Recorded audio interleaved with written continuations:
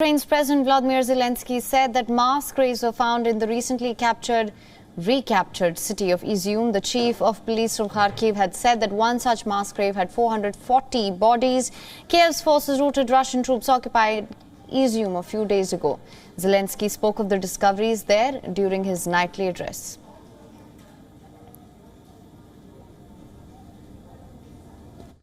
В Ізюмі, на Харківщині, знайдене масове захоронення людей. Необхідні процесуальні дії там вже розпочались. Більше інформації, чіткої, перевіреної інформації має бути завтра. Завтра ж в Ізюмі будуть журналісти, українські і міжнародні всі. Ми хочемо, щоб світ знав, що реально відбувається і до чого призвела російська окупація. Буча, Маріуполь, тепер, на жаль, Ізюм. Росія всюди залишає по собі смерть і повинна за це відповідати. Світ повинен притягнути Росію до реальної відповідальності за цю війну. Зробимо все для цього. The European Commission's President Ursula von der Leyen had said in an interview on Thursday that she wants Russian President Vladimir Putin to face International Criminal Court over war crimes in Ukraine. She was in Kyiv for her third visit to the war-torn nation. Zelensky met her and held discussions about the situation and about Ukraine's EU membership bid as well. She spoke to the press about the impact of the sanctions on Russia after meeting with Zelensky. Well, it is important that we understand that, yes, this comes at a high cost, but our freedom, the international peace order and democracy is priceless. And besides the overarching motivation to make sure that autocracy will not win, but democracy will prevail. And I'm deeply convinced that Ukraine and Europe, the democracies, will prevail. Now, even as Europe vowed to continue supporting Ukraine, US President Joe Biden announced a new $600 million arms package for Kyiv. The Pentagon said that the package includes high-mobility artillery rocket systems, night vision goggles, Claymore mines, mine-clearing equipment and artillery rounds as well. The White House also said that the money will be used for military education and training. Washington has sent about $15 billion in security assistance to Kyiv since Russia's invasion began.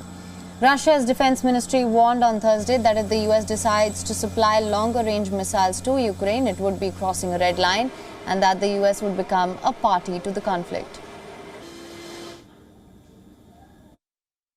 Мы неоднократно заявляли, что накачивание Украины с западным оружием ведет к затягиванию боевых действий, новым жертвам среди мирного населения.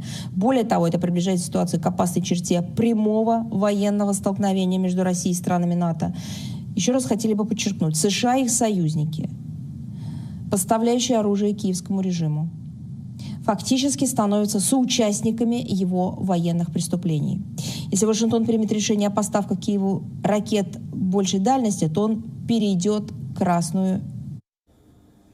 Meanwhile, a senior Russian lawmaker said that Russia's lower house of the parliament is considering summoning the defense minister Sergei Shoigu, and is almost unheard of for Russia's state to hold a defense minister to account. This comes as the Ukrainian counteroffensive. It is now seeing success against Russian troops. Russian military commentators have also been critical of Moscow's forces following the defeat. The war and Western sanctions, it's now taking a toll on Russian civilians as well. The Russian aviation sector faces a shortage of parts for maintenance. There are reports that Russia's national carrier Airfloat has stripped parts from some of its planes to keep others airworthy. A Russian minister also announced that pilots working for Russia's regional airlines will be instructed on how to maintain their aircraft. Russia says that the pilots need to be certified as universal fighters.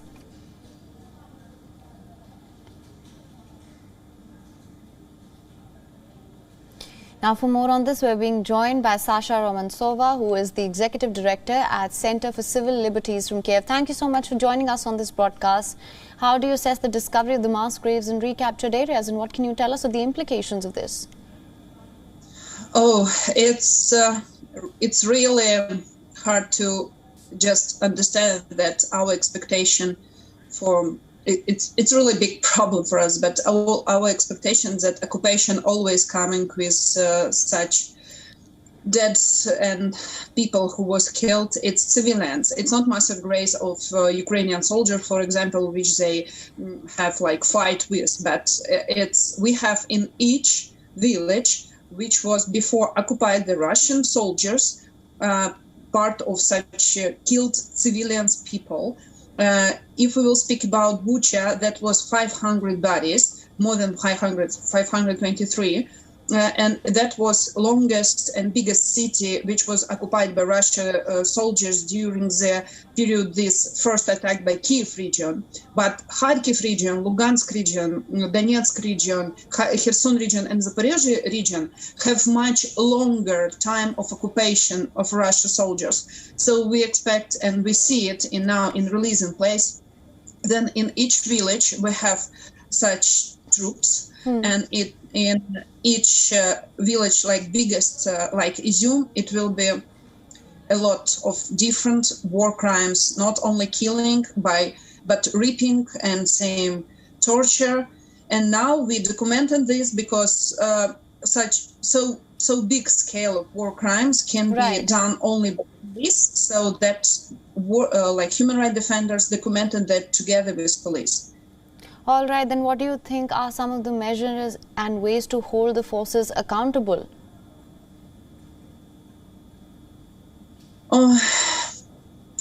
It's a question of what exactly happened here in the territory of Ukraine. Here we have attack.